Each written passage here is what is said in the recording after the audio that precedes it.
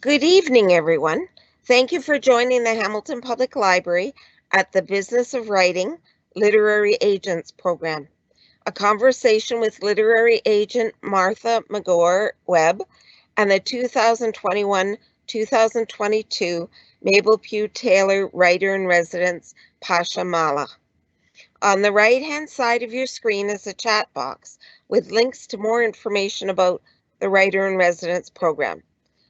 Please use the same chat box to ask questions for our speakers. My name is Kate, and I'm tremendously pleased to host this conversation with Marcia and Pasha. I will take a moment to acknowledge that the City of Hamilton is situated upon the traditional territories of the Erie, Neutral, Huron-Wendat, Haudenosaunee, and Mississaugas. This land is covered by the Dish with One Spoon Wampum Belt Covenant, which was an agreement between the Haudenosaunee and Anishinaabe to share and care for the resources around the Great Lakes. We further acknowledge this land is covered by the Between the Lakes Purchase of 1792 between the Crown and the Mississaugas of the Credit First Nation. Today, the City of Hamilton is home to many Indigenous people from across Turtle Island, and we recognize that we must do more to learn about the rich history of this land so that we can better understand our roles as residents, neighbors, partners, and caretakers. I encourage you to find Pasha's publications at local independent bookstores like Epic Books at both their Locke and Sherman Avenue locations, King West Books in Westdale, the Lake and the City on Ottawa Street, and all retailers that support books and literacy. Martha Webb is an agent and co-owner of Cook McDermott. Her list comprises literary fiction, upmarket commercial fiction, and a broad range of nonfiction, including investigative journalism, memoir, almost always with a particular focus, popular science, history, and philosophy, and some self-help. She is drawn to rebels and contrarians with a good sense of humor and to books that are topical, deal with important issues, or strive for social betterment while also being great reads. She values distinctive voices and good storytelling in whatever form. Her clients include Jen Ogg, Michael Crummy, Robin Doolittle, Cahill Kelly, Tima Kurdi, Salima Nawaz, Pasha Malla, Zoe Lee Peterson, and Shannon Lee Simmons. Martha began her career in publishing in 2005 with the McDermott Agency, of which she later assumed co-ownership prior to the creation of Cook McDermott. She holds an MA in Literature from the University of Edinburgh and was born and raised in Montreal. Pasha Malla writes novels, poetry, scripts, and articles for several publications. He is the author of several books, starting with the newest, Kill Them All, Fugue States, Erratic Fire, Erratic Passion, The Poetry of Sports Talk, People Park, All Our Grandfathers Are Ghosts, and The Withdrawal Method. You can borrow Pasha's books through HPL's catalog and on Libby as an ebook. His debut book, The Withdrawal Method, a collection of short stories, won the Denuta Gleed Literary Award and Trillium Book Prize. One of the short stories in this collection, Film Song, won the Arthur Ellis Award. Pasha has also won several national magazine awards. He lives in the East End of Hamilton. Welcome to you both. Now I'll pass things over to Pasha, who will begin the conversation. Thank you, Pasha.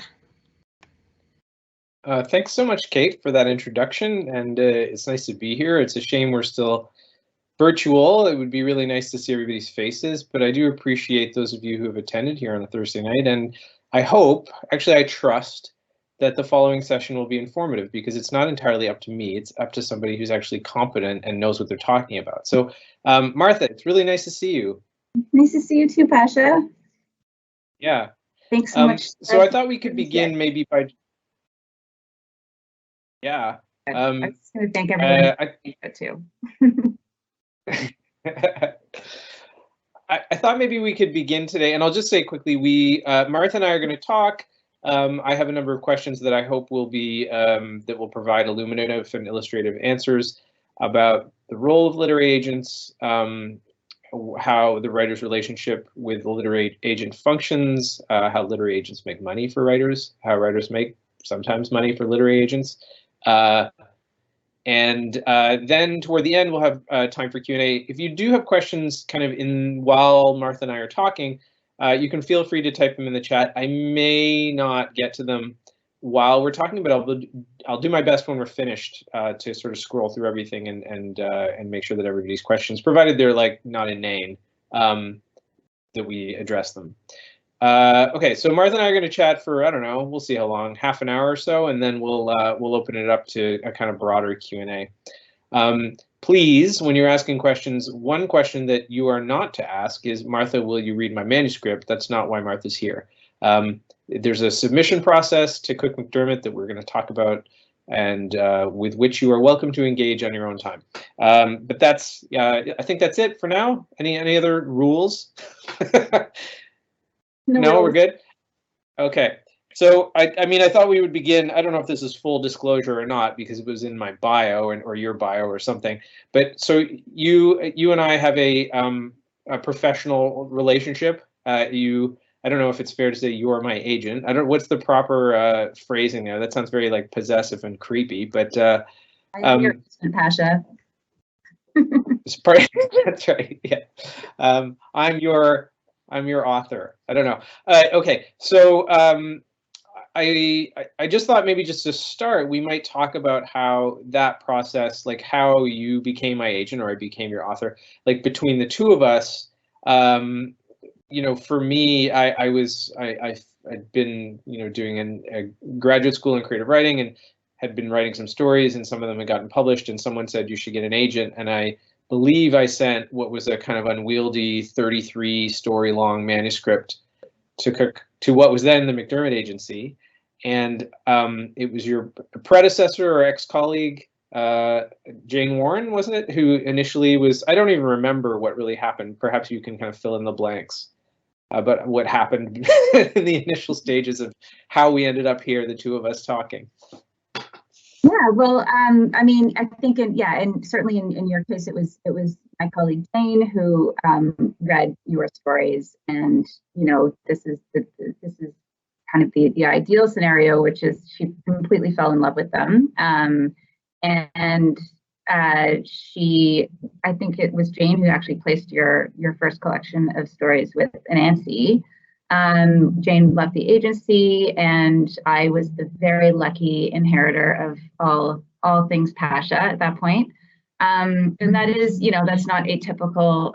In some ways, people kind of come and go, but really, I mean, I think that your sort of entry point into the agency world was the same as everybody. You sent in something, someone fell in love with it, and they said, "I would love to champion you and try and sell this and make you some money." Yeah, and I want to sort of, you know, talk a little bit about how you have come to the position you're in now at Cook-McDermott, but I thought maybe we could backtrack a little bit, and I thought it might be interesting for, you know, people who are listening, and perhaps young people who are, you know, in school and thinking about careers in writing and publishing. I certainly didn't even know that literary agent was a possible career when I was an undergraduate student. I don't know if you did. So I'm just wondering, you know, how you sort of came into this position, you know, I know you have an MA in literature, but the jump from MA in literature to literary agent seems like one, I mean, there's no clear path when you're in school. So could you talk a little bit about how you ended up doing what you do? Sure. I actually had some idea that I would continue on in academia once I finished my MA. And then I actually started working in the real world, so to speak. And I had a job essentially as a copy editor at a marketing company. And through that, I was given sort of permission to look around for technical writing courses and editing courses. And I stumbled onto the Ryerson publishing courses, which offer publishing certificate, which offered courses in copy editing.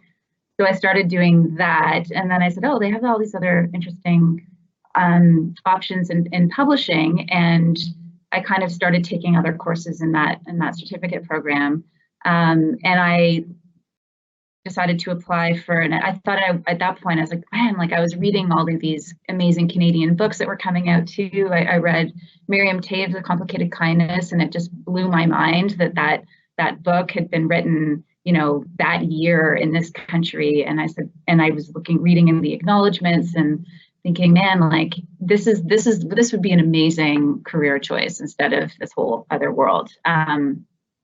So I went and did more courses with Ryerson. I was living in Montreal at the time, and with those kind of programs, you can do internships. They kind of open the door for different internships. I think things might be changing a little bit now, but then I applied for one in Toronto at Knopf Canada, and they miraculously accepted me. So I moved to Toronto with, you know, a very low paying internship and just hoped for the best. And at that point, I thought I wanted to be an editor. And I didn't even know, to your point, Pasha, I didn't even know about agents until I got there. And then an opening came about for the McDermott agency. They just needed an assistant. Someone said to me, you know, you should do this for a few years, get some experience, and come back and be an editor. And I was like, okay, yeah, I'll try this for a bit. And I'm like, you know, it's 17 years later and I haven't really left. The agent world it's different in a lot of ways, but you do a fair bit of editing as well. But it is, there's a bit more to, obviously there's a lot more to it than that. It's a sales job fundamentally, which apparently I really like, which I never thought I would. Yeah, I think my understanding, if I had any understanding of what a literary agent does before I had any exposure to what you guys do, I had this assumption that it was, you know, lawyers and bankers and marketing people. But the more agents who I meet, the more I find that you folks seem to come to it from the literary side and then learn the other stuff on the job. So I guess that was the case with you. Did you have an aptitude for that sort of thing previously? Like, were you like, you know, sales? I worked in a bookstore. I did actually. I worked at Nicholas Hoare in Montreal, and so I had that. But that was really the only sales experience I had was in books. But you know, I guess when I was working in kind of marketing capacity, it was really writing. But there was a bit of a sales element to it then.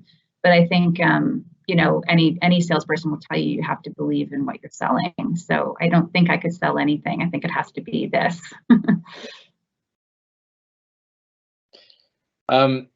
Yeah, the last time Martha and I had this conversation was with an undergraduate class, and a student of mine Martha changed her life in the course of 45 minutes, and I believe she's now gone into that publishing program at Ryerson with the intention of becoming an agent. So yeah, she really, I mean, it just seemed to hit tick a lot of boxes for her, what she wanted to do with her life. So I do just want to spend one or two more questions just about the career. And can you talk a little bit about, you know, what your time is? You know, I mean, you started at McDermott Agency in 2005, 6? Yeah. Yeah. And so now here we are, 2022, 17 years later, and you are a part owner or co-owner. So what was that path like? Like, how did you go from that position to where you are now? Well, I mean, it was a series of opportunities that I took. I had been an assistant. I was hired by Anne McDermott, who had come over from Curtis Brown in London. She was a sort of a big shot agent who was, you know, accused of stealing everyone's clients when she came to Canada and setting up shop. But she really knows books, and so it was a small office. It was her and my friend Jane, who had taken Pasha on at the beginning, and it was just the three of us and two cats in an old, you know, house Victorian house in the annex. And I read manuscripts for Anne. I answered the phone. I helped with submission letters. I typed her emails to people because she still was pretty old school and didn't actually type. But I learned so much. She would dictate to me and I would take notes, and then I would go and type up her emails. And then Anne at one point decided that she wanted to just sort of reduce the kind of ownership element. So she came to me and someone who had entered the company at that point, Chris Bucci, and asked us if we wanted to buy her company. And I was, I don't know, 29 or 30 at the time. And it's like, I don't know the first thing about owning a business, but we just decided to jump in and do it. And we, worked out of Chris's basement at the time. There were certainly days where I didn't know if we would be generating enough income to keep going. Pasha, I don't even know how much you know about this stuff, but it was pretty crazy. Like it was very touch and go for a bit, but we made it work. And then Dean Cook and his business partner Sally Harding, wanted to expand their business, and they came to us and asked us if we wanted to merge operations with them. So we did. So we became, at that point, we moved downtown, and we had a whole staff, and we had someone dealing with contracts and someone dealing with all of our accounting, and it was and is a real business. And so that's kind of the story. I now have two new business partners because Dean and Sally have moved on and sold their shares. So, I've been in the same job for 17 years, but it's also changed under my feet like many times over. No, I was just saying that you're now I think you're the old guard at the agency, right? You're the person who's been there the longest. Yeah, the boss, big boss. Okay. All right. Awesome. Thank you.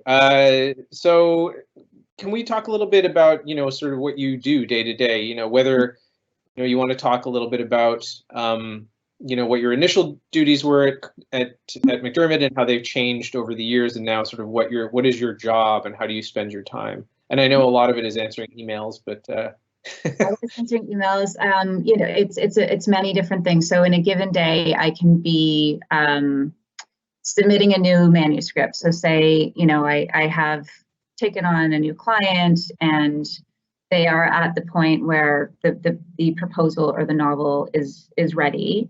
So that involves researching, or, in many cases, I just kind of know in my head who are the editors that I think will be good for this book. And that usually is in Canada and also the US. I often do both places at the same time. And the way it works, just to kind of like back it up a bit, is when I'm selling a book, I submit it to a number of different publishers all at the same time.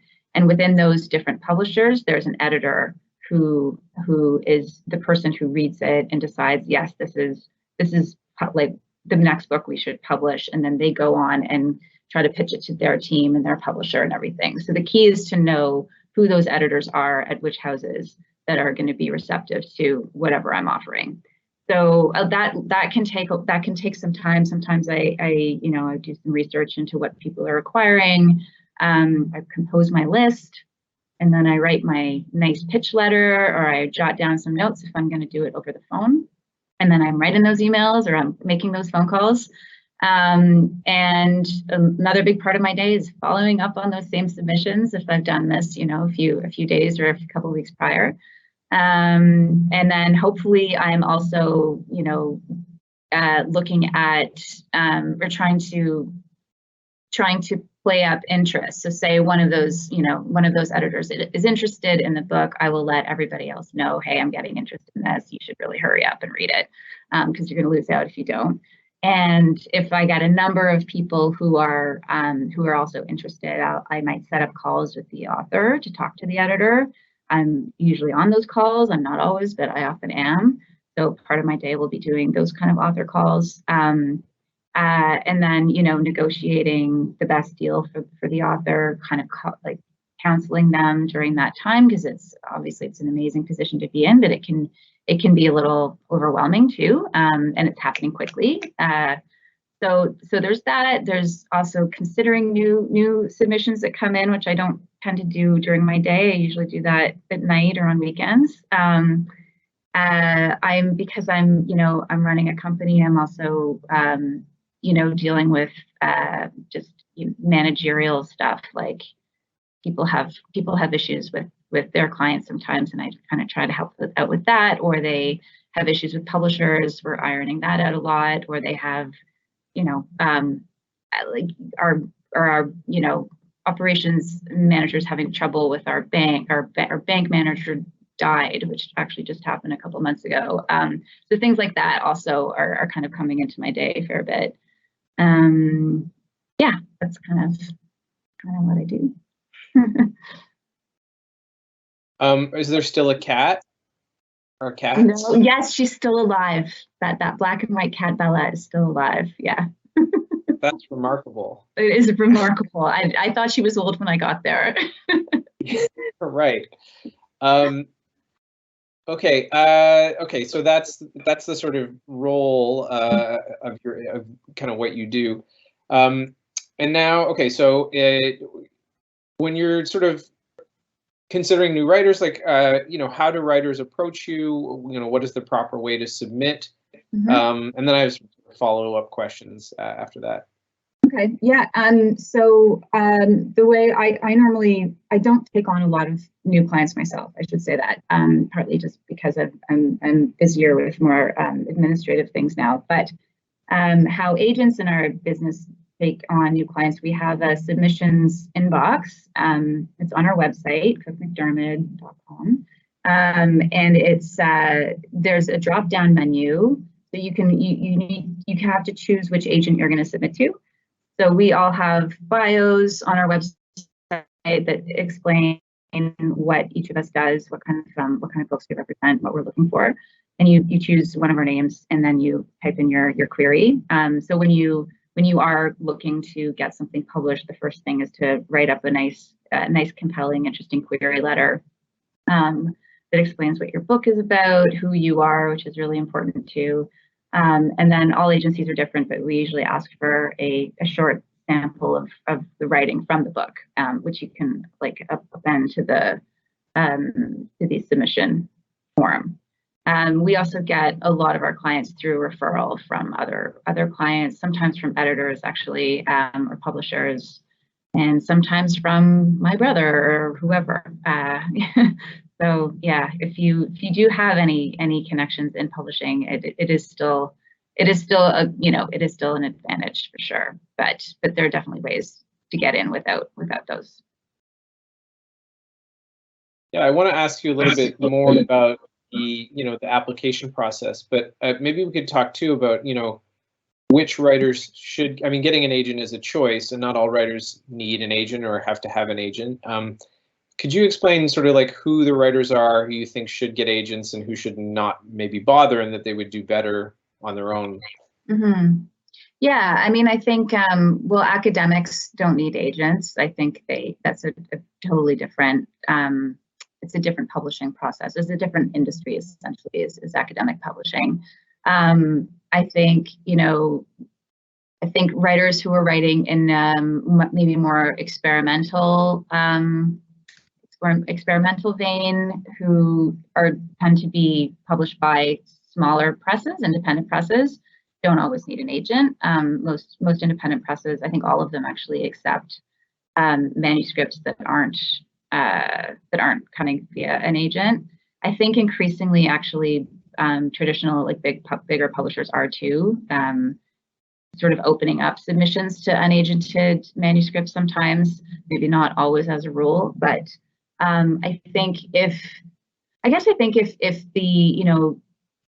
you don't, like, real agent's job is to make money for you on your book as much as possible. So if that's not the goal, or isn't even one of the 3 goals, say, with your writing, you may not need one.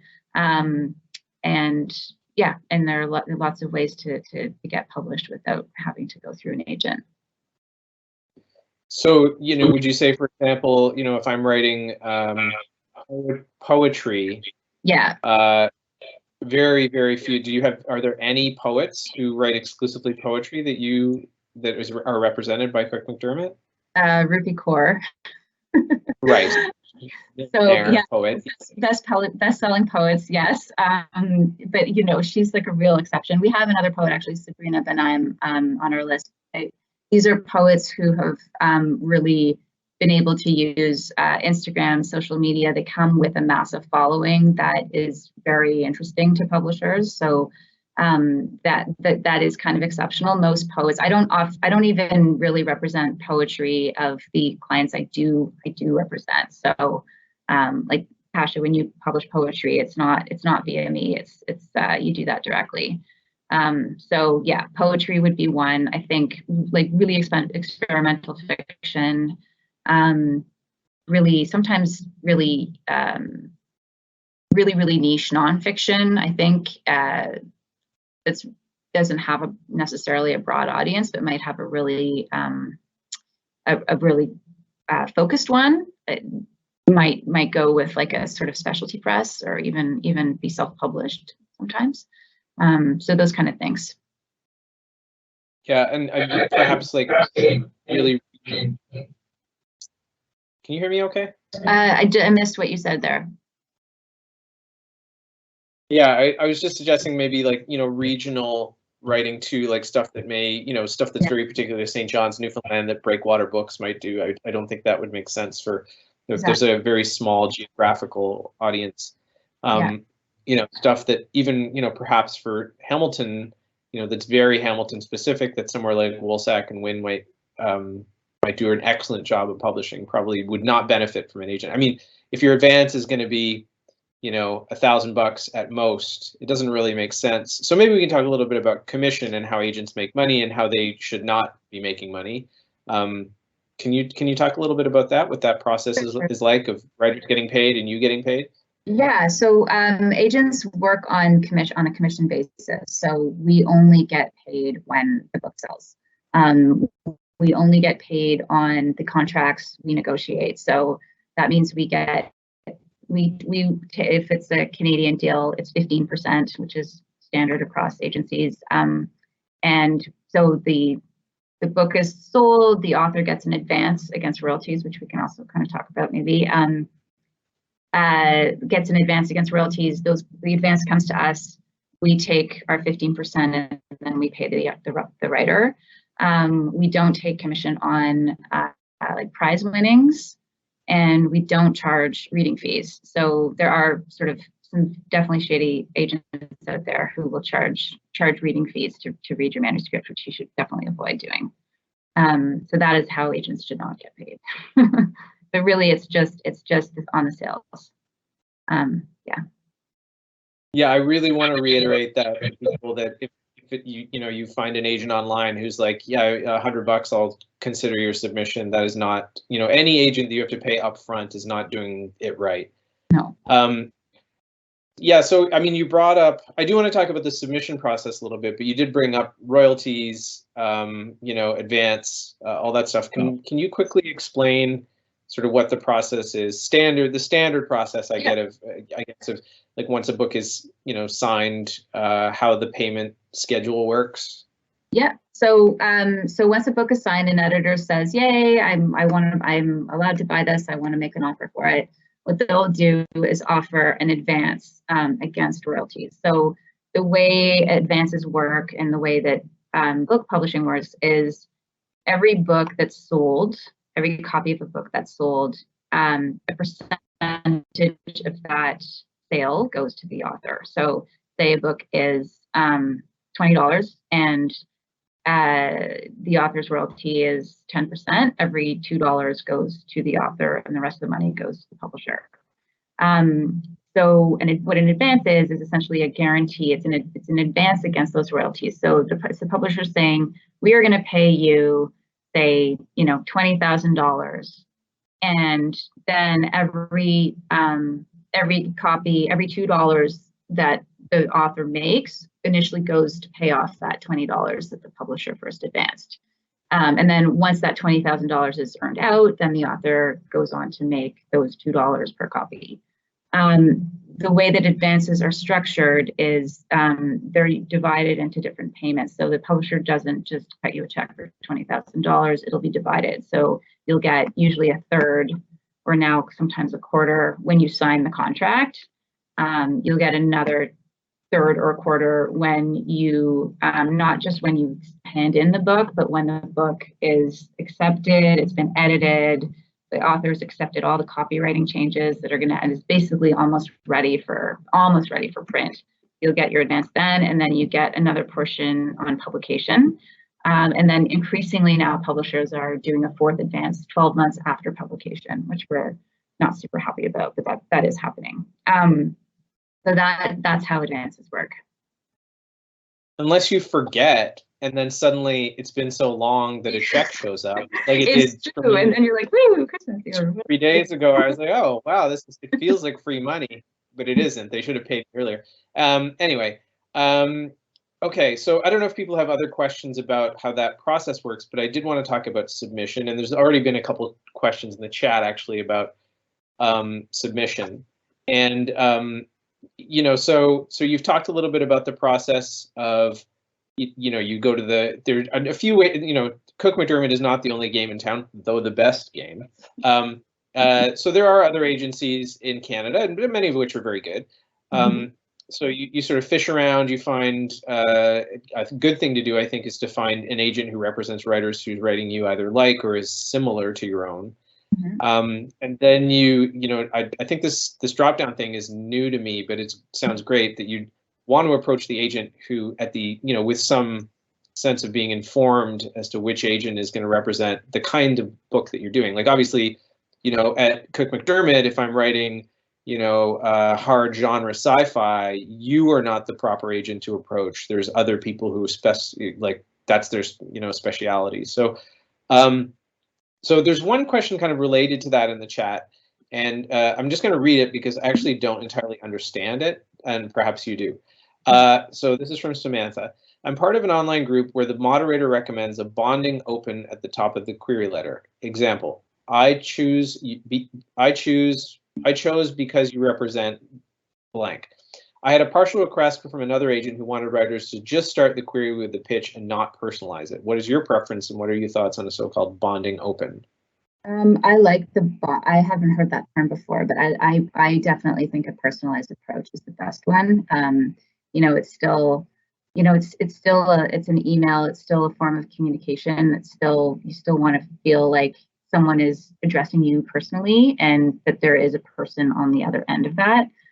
So I am very much in favor of it. Also, if someone writes to me and says, I'm a fan of Pasha Malla's work, which happens all the time, by the way, and I'm writing something that I would, you know, consider in this vein, and you're the agent for Pasha, would you take a look at I'm like very flattered because they've taken the time to research what I do, and I don't feel like one of, you know, 20 million people that they're contacting, which, you know, does happen. Like we do get queries that are like, you know, dear Madam Sir, and you know it's been to every agent in North America. So I don't know. I just delete those, honestly. Sorry, I got distracted because Poppy is I think not behind you. Yeah. She managed to barge in and open the door. So good for her. Smart. Yeah, and okay, so that's, yeah, I think that, you know, targeting, and the same goes, you know, if you're submitting to publishers on your own to really, and you know, whether it's book publishers or magazine publishers, and Poppy is amazing. I'm just so sorry. I'm like, oh, it's great. Yeah, it's so fun. Puppy play. And you know, I think, you know, really doing your research and showing that you have done your research is really important. Could you talk a little bit about the query letter, and then I want to get to the actual submission, and then there's a couple more questions in the chat. So what does a good query letter look like, and what does one that you would find to be less appealing? Well, I think, you know, to start, I think personalizing it and showing that, yeah, that it's being directed to me specifically is so not really, like dear sir. Yeah, not dear sir. No. Yeah. I think a query letter that tells me who the author is in not in like exhaustive detail, but I want to know if, you know, they've come out of a writing program or a writing group, or this is their first book, or they've, you know, had some publications in magazines, or you know, their school, even their school newspaper. Like I'd like to see some track of writing history. but also, what they do for their day job. I'm usually really interested in that too. Like I had a query from someone who keeps bees. I'm like, that's so interesting. This is probably a really interesting person and could potentially write a good book.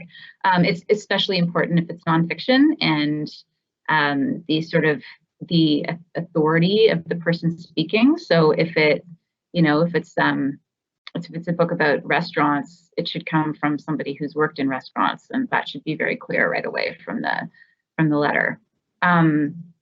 I think if it's fiction, I think a big mistake I see is an overly exhaustive description of the plot that gets very detailed. You really just want a kind of a sense of the story in a paragraph. I would say not much more than a paragraph. You want to get a sense of who the main character is, or max 3 main players, and what the central conflict is, and the central premise, the setting, and the time period, and what the concern of the book is. So what the point of it is, for lack of a better way of putting it. Yeah. And I think, like succinct, to the point, valuing that agents are getting hundreds of these queries all the time, really kind of, and maybe not, I don't know if you agree with this, but maybe like not overselling, you're never going to believe how amazing my book is, that kind of thing. I just can't imagine that's very appealing. No, not. I think it's good for all of us to remind ourselves sometimes that, the professionals in this industry are very good at what they do, and they're specialists in it in a way that, the rest of us are not. And that salesmanship is your job and not the author's, right? The job of the author is to write the work. So this submission. I just want to make one sort of remark about that too, is the other flip side of it is also not a good idea. So you do see query letters where people are like, I've been rejected 90 times for this book and you're my last hope. You also don't want that level of honesty. Like you can omit such information if that is definitely the case. Yeah, humility and confidence, right? Yes, exactly. Yeah, it's the right balance of humility and confidence. Yeah. So submission. So then, with the query, Cook McDermott and most agencies will ask for a specific amount of pages as a sample. Do you have any guidelines for what that sample should be? I think it's important if it's the beginning of the book. It's because the point of it is to get the agent to request more. And you want the beginning so that they can kind of get their teeth into it, and make sure the beginning is really good. I would say, spend more time making those first few pages the absolute best. Yeah, and there was a question actually earlier about how polished the submission should be, and I mean, my advice is it should be as polished as possible. Like it should feel done. Yeah. But also, I think I've heard you say previously that not only should the query sample be polished, but then the book is ready. Because there's nothing worse than saying, you saying, I love this, show me the rest. And the person saying like, well, I haven't, it's a rough draft. Yeah. Because by the time you're done, you may have forgotten about it, right? So exactly. Yeah. Yeah. So a couple of questions just in the chat about submission. One is, how long after submitting to an agent does it take for a book to be published? There's a question I would love to hear a specific answer, especially after and during a global pandemic. Is there an estimate? Do you have an estimate for that, or? No. Okay, I can go. Maybe I could say the sort of the usual process. So submitting to an agent can be very, very fast, or it can take a long time. So maybe we should talk about that part of it first, because then the rest of it begins. That can, I think our turnaround time right now for most queries is long. I mean, it's about 6 weeks or something. It can take us that long to read a manuscript that we've requested, sometimes longer if it's a really busy period. The reality is that we have to take care of our current clients first, and then we're kind of looking outward to see to see what what else there is. So it has to kind of fit within the greater workflow. So if you're not hearing back right away, it's not necessarily a reflection on the work. It can just be a reflection on how busy that agent is at the time. But say it goes relatively quickly, and you get an offer of representation within a couple of weeks. Then from there, if the material is really ready, and usually it's not, usually there's a bit of work that happens with the agent and the author, and that can take the time it takes to get a manuscript ready. It can be a couple of weeks, it can be 6 months or something, and then from there, once we submit it, it can be quick or it can take a long time. I'd say usually if a book is going to sell, it sells within a couple of weeks, which isn't to say that if it's been a couple of weeks and nothing has happened, that it won't sell. Sometimes we have to then take it out again. We have to maybe say, maybe the title's not working, or maybe we're targeting the wrong group of editors here, and it'll take another round of submissions to get it out there. So I think so that can also take time. Once it's actually been accepted for publication, then it's about, say, a year for editing if it's a novel, and then from there it's another year till it's published. If it's a nonfiction book and it's been sold on proposal, it could take, longer than that. I usually build in at least 18 months if it's sold on proposal for the book to be written. It's long. So it varies. But it's not quick. And it's usually long. One thing is not as quick, right? So, or at least very rarely, unless you're, Lynn Henry and you're writing a book with your sister. Yeah. Yeah. Sorry, that's Lynn Henry's the head of, well, I don't know what her official title is, but she's higher up at Knopf and Penguin Random House, and her sister is Dr. Bonnie Henry, the famous, what was she like? Is the head of public health. Head of public health at BC, yeah. Anyway. Okay, so a few more questions in the chat. One, this is from Anonymous. If I have two separate projects that fall under different genres, should I seek out two different agents or publishers for each? Oh, that's a good question. No, I would seek out an agent firstly who represents both kinds of both genres, if that's possible. In our agency, we have different agents who specialize in different genres. So if I have a client, most of my fiction is literary. But if I have a client who writes a sci-fi novel, I might ask one of my colleagues if they'll read it and they can represent it. So I'd say your next best bet, if it's not the same agent, then maybe the same agency, so that there can be that kind of sharing of representation. I think it's difficult to have two different agents because it just gets confusing. You can have, one of our jobs when we have authors with lots of different projects on the go, part of our job is figuring out the timeline, figuring out, no, this author can't take that work for hire project because he's got this book under contract that he hasn't even started yet. So I think it is important to have the whole publishing career in mind. So I think having the same agent is important. You can also, but I think then having different publishers, that can get tricky in the sense that your original publisher might not love it if you're publishing with another publisher, but then they might be okay with it if it's not even a genre that they work in. So that's a little bit easier. Yeah, I mean, certainly Knopf has no interest in my weirdo little poetry projects, right? So right. I think that it's, it can be possible. To do with multiple publishers, depending how diverse the work is. If you're writing a sci-fi novel and a horror novel, there are often agents who specialize in, so-called genre fiction who may be able to do both. I mean, they may not seem as far apart to an agent as they do to you, the writer. Yeah, I think that's the point. There's a question about is there a place to find the number of copies a novel has sold? I mean, I know you have access to that. You have it on your phone, but what about the average schmo?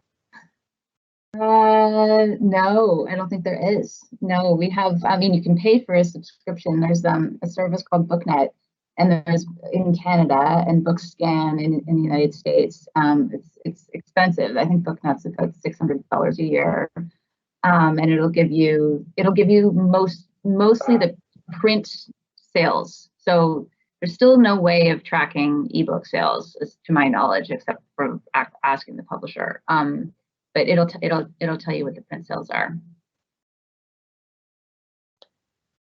Another question. If I were a fan of an author's work, how would I find the agent? Say if I liked Pasha, well, this is nice. So there's no if there, really.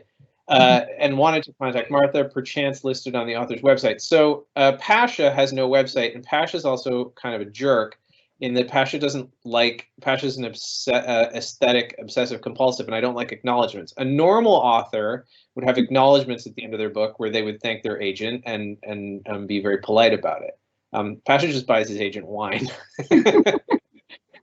But acknowledgements, and also on the agency's website, the agent list of their clients. So yes. And in Martha's bio, you just heard probably almost a dozen different writers who you represent in all kinds of different genres and forms. So that information is generally quite it's quite easy.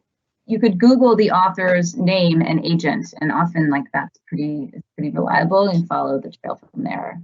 Mm-hmm. Yeah. Okay, we're just about at 7:50, so I did want to open up to other questions. If people have been waiting to ask questions, or if there are other questions, please feel free to type them in the Q&A.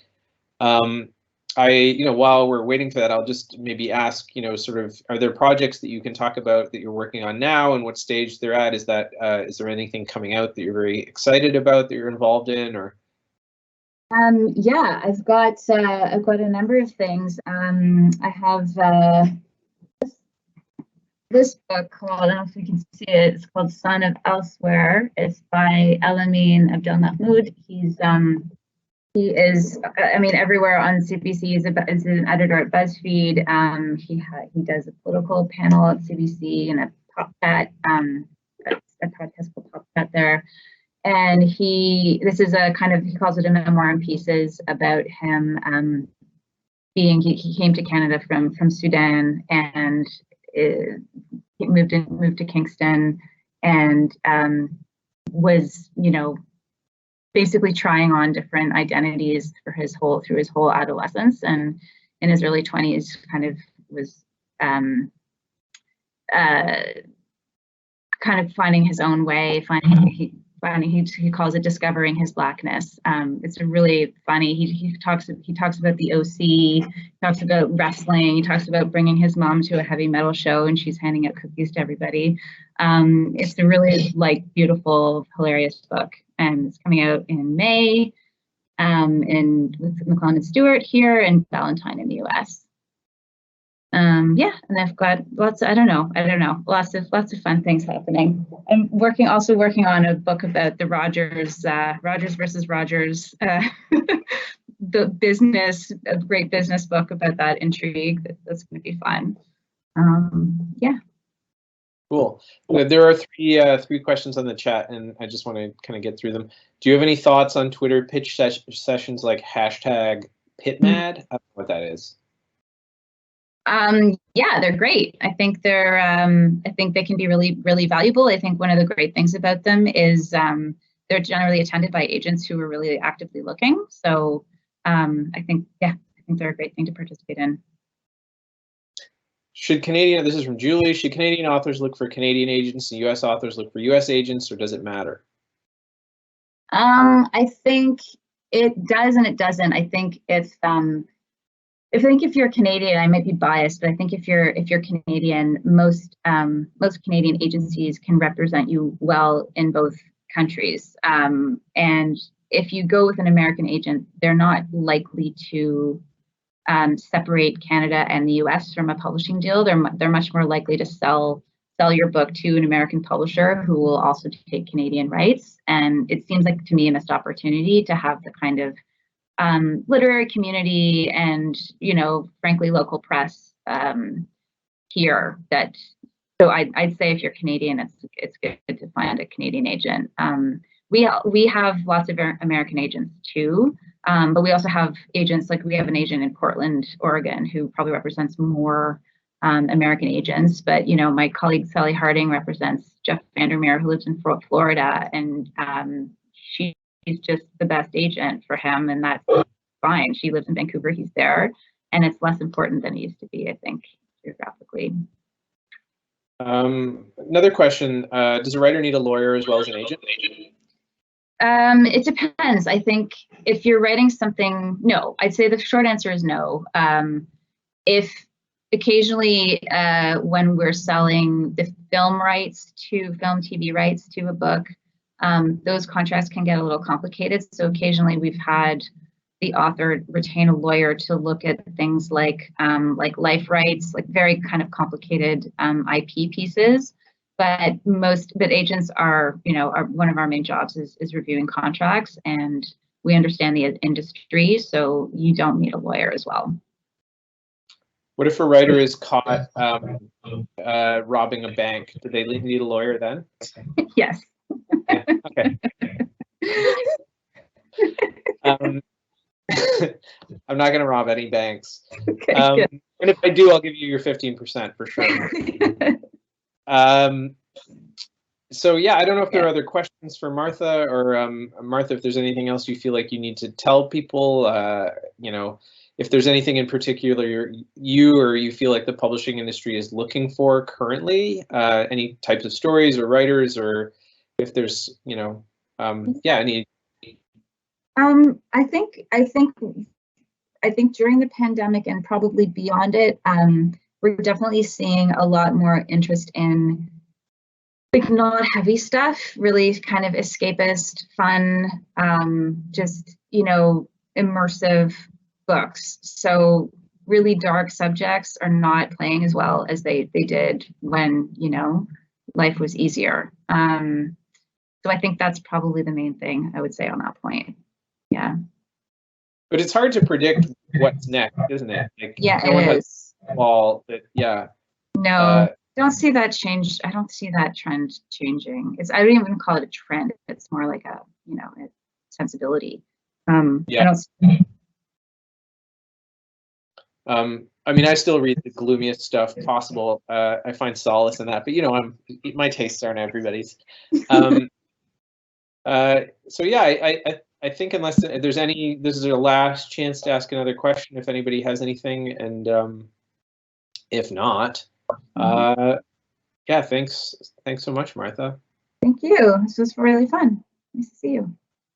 And thanks to everybody who stuck around and asked questions, and even if you didn't ask a question, thank you. You're still a good person, I'm sure.